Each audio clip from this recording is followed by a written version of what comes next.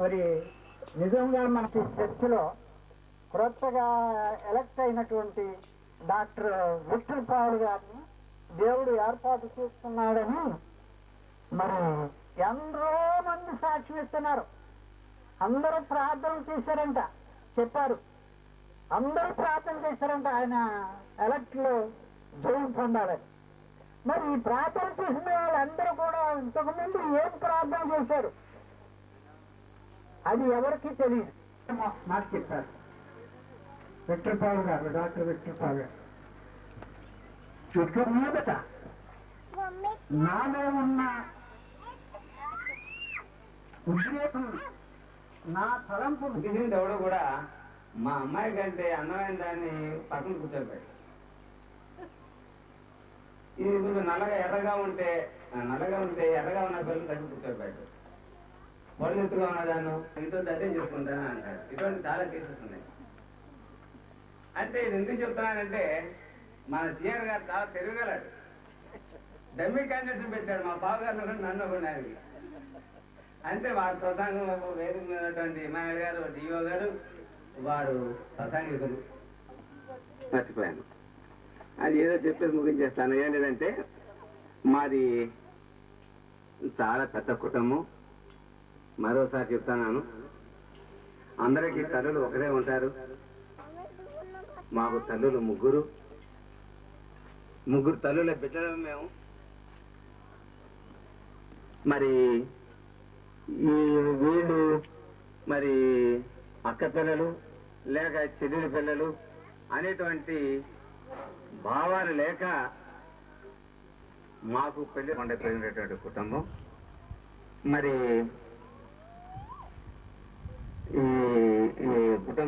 ఈ గృహ యజమాని, అలాగే మరి ఫాదర్ గారు కూడా, దొరరాజు గారు కూడా మా అక్క కొడుకే. అయితే మానవులు కాబట్టి ఎన్నో రకాలుగా అనుకుంటాం, చేసుకుంటాం. రక్త సంబంధం పోలేదు, మా ప్రేమలు పోలేదు. అల్ప సంతోషం. మా ఫాదర్,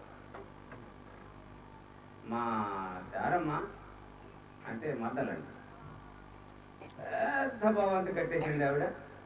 తణుకులోను పెద్ద ఇల్లు, రాజులు ఇల్లు లాంటి ఇల్లు కట్టేసింది. వారు ఏ విధంగా ఆశీర్వదించబడతారు, ఎలాగుంటారు అని అంటే, దానికి యెహోవా యందు భయభక్తులు గలవారు ఈ విధంగా ఆశీర్వదించబడుదురు అన్నారు. భయము భక్తి ఉంటేగా దానికి కొంచెం మరో మూడో మాట కూడా ఉంది. యెహోవా యందు భయము భక్తి కలిగి ఆయన త్రోవలు ఎందు నడిచేవారు.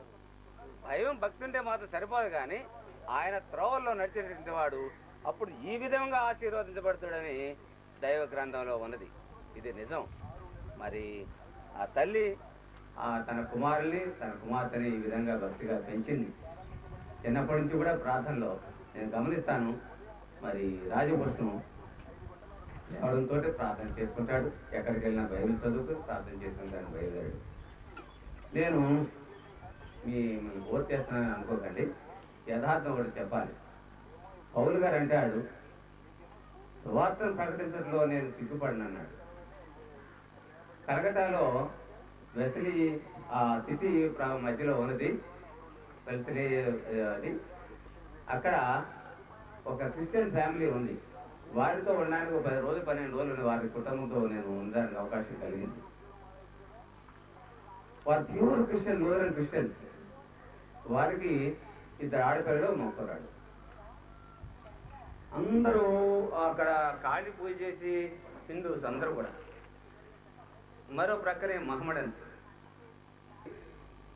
నలుగురు కూడా ఒక వాక్యం చదివి ఆ నలుగురు ప్రార్థన చేసి ఒక పాట పాడి ప్రార్థన చేసుకొని అప్పుడు మిగిలిన పనులకి వెళ్ళేవారు.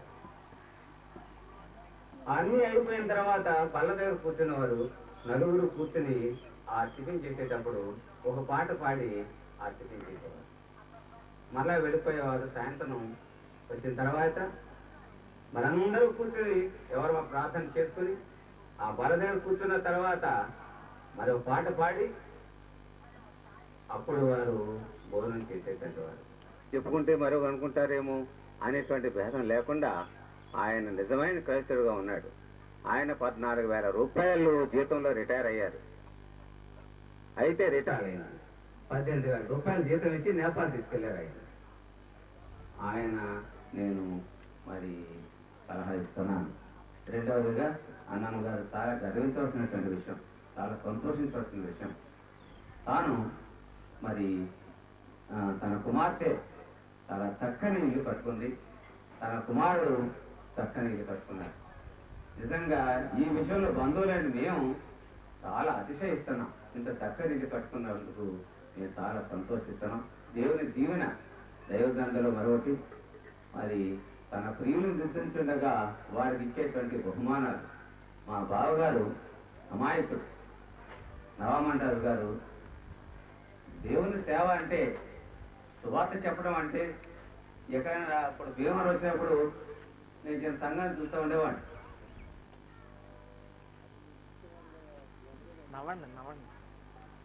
మన ఎద్దకు వచ్చి చూపోతున్న వాడు భక్తిగా దైవజనుడని నేను ఎరుగుదును.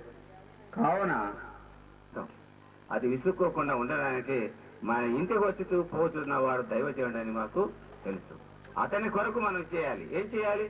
మన ఇంటికి వచ్చినప్పుడు తన పని మరి జోన్స్ కు అల్లుడు గారైనటువంటి పండుగ నేను ఆ డెమ్మి క్యాంటీన్ చెప్పిన సరదాగా నవ్వించడానికే కానీ మరేం కాదని నాకు క్షమించమని కోరుతూ నవ్వారు.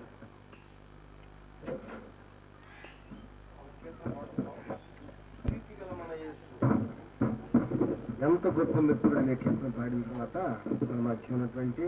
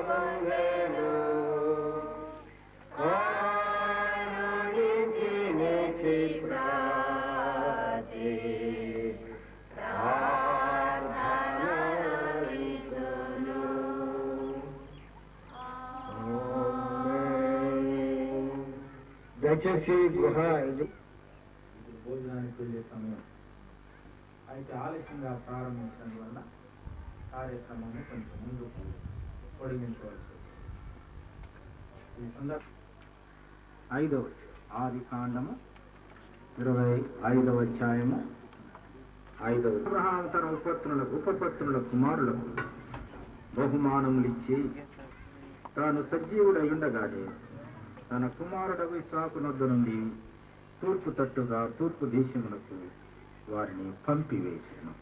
చిన్న ప్రార్థన చేస్తాను. ప్రేమగల తండ్రి, ఎన్నో వందనాలు చెల్లిస్తున్నాం. తండ్రి, చాలా విచారకరమైన సంగతి. మీరు అలవాటు చేసుకోలేదు, పెద్దలు అలవాటు చేయటం లేదు. అందుచేత దేవుని గ్రంథాన్ని కూడా తీసుకోలేదు. దేవుని గ్రంథం కూడా ఉంటే దేవుని గ్రంథం చదివేటప్పుడు చదువు మరి ఏం చేస్తావు? అయితే ఎంత కష్టకరమైన సంగతి మీరు ఆలోచించండి. ఎలాగైతే ప్రయాసపడి ధైర్యపడి ఎప్పుడు వాళ్ళు అలా చేయొద్దు, జాగ్రత్తగా వెళ్ళని ఆయన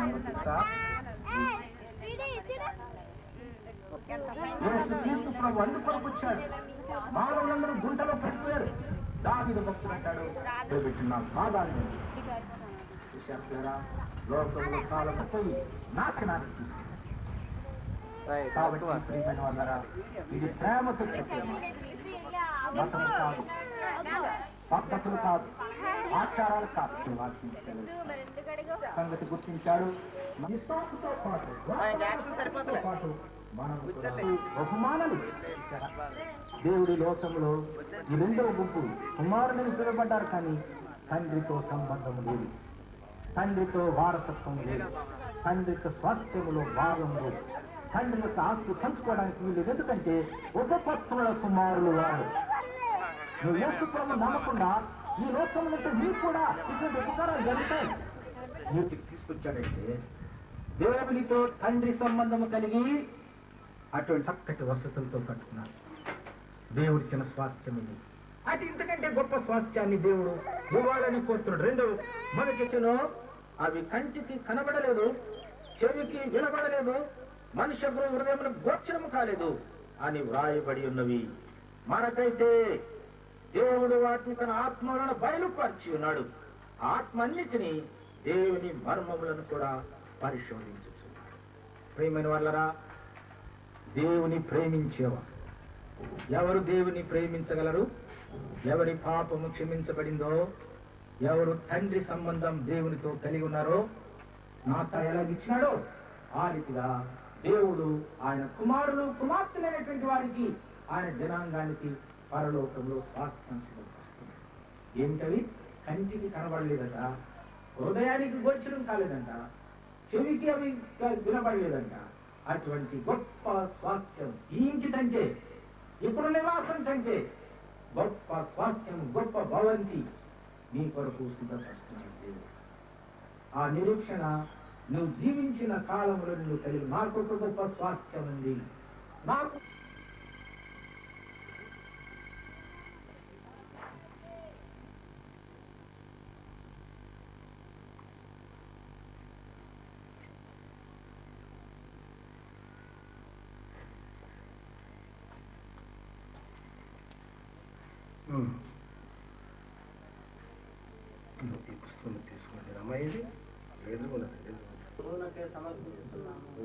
ఈ గృహ నివాసులైన మీరు ఆయన పూర్ణ విశ్వాసం నుంచి ఆయన సన్నిధి కాంతి ఎందుకు నడుచుకోలేదురా? ఆయననే నమ్ముకుని ఆయన హృదయపూర్వకంగా వెంబడించి ఈ గృహముందు క్రీస్తులకును దేవుని వాక్యములకును ప్రధాన స్థానం ఇచ్చేదరా? అవును, అలాగే చేయండి. ఏంటిది ప్రార్థన పూర్వకముగా దేవునికి ప్రతిష్ఠించము. అందరూ తల వంచి కళ్ళు మూసుకోనండి. దయచేసి జేసుదర్శనంగా ముందు రావాలి.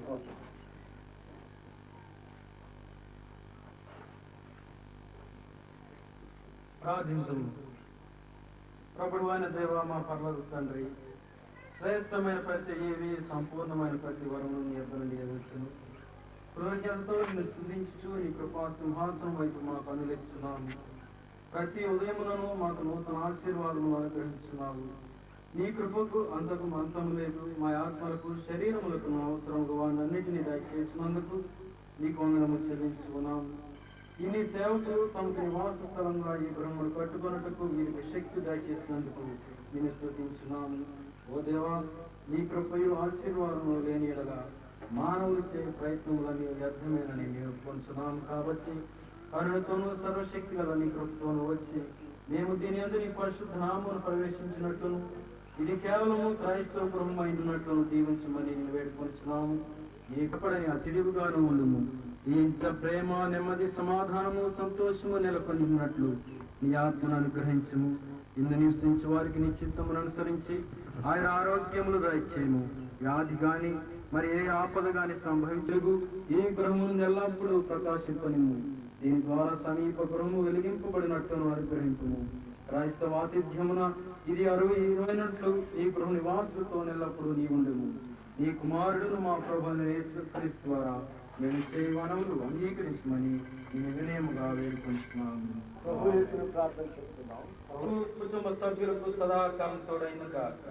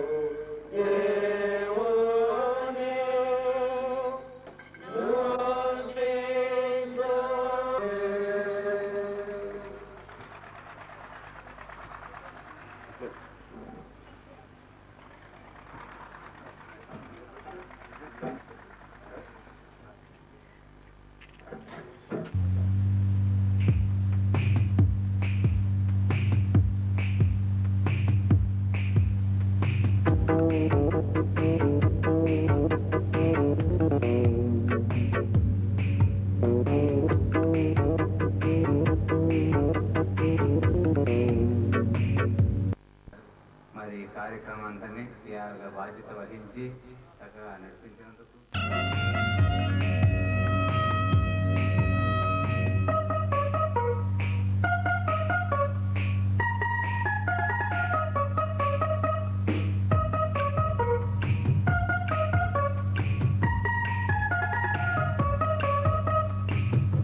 ఎంత ఘాటు ప్రేమయో పారిజాతమా,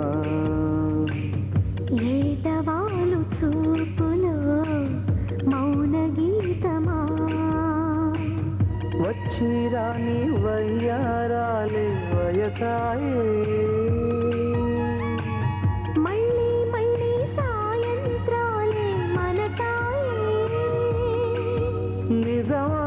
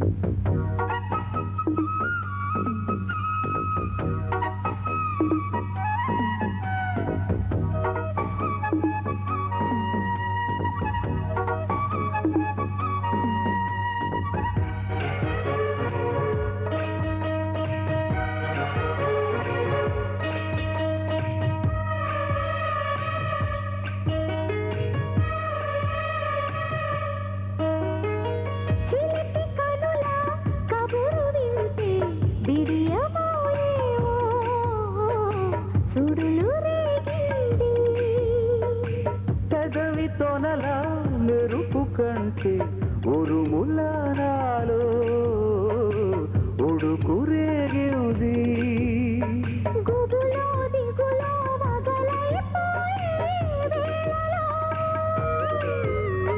తనువు తనువు తపనై తాకే వేడిలో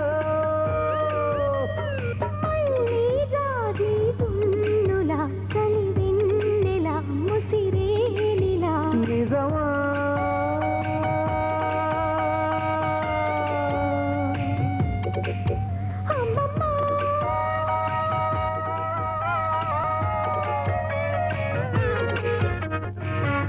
ఎంత ఘాటు ప్రేమయో పారిజాతమా, ఏటవాలు చూపులో మౌన గీతమా.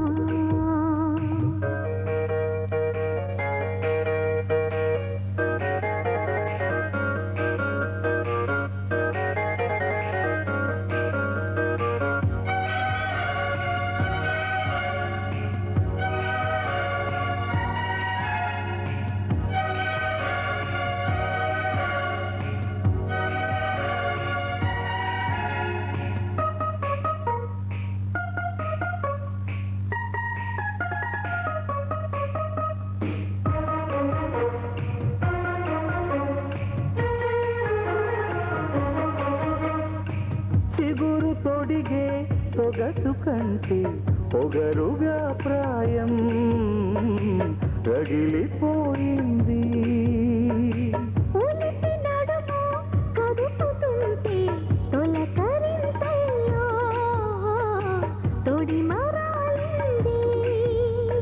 కుడివై పదిరే శకునాలన్నీ హాయిలే,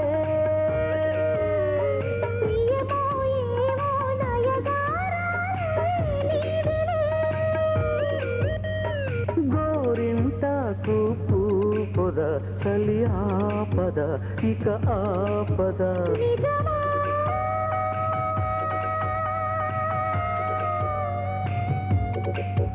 అమ్మమ్మా